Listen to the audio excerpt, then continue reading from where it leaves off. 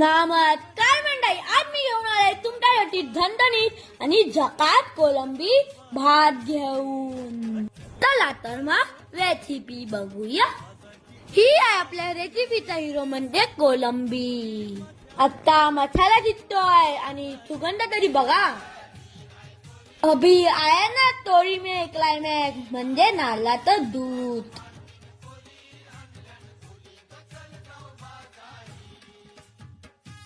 आता भाताला फक्त एक उकळी काढून घ्यायची. भात आणि कोलंबीचा धमाकेदार संगम.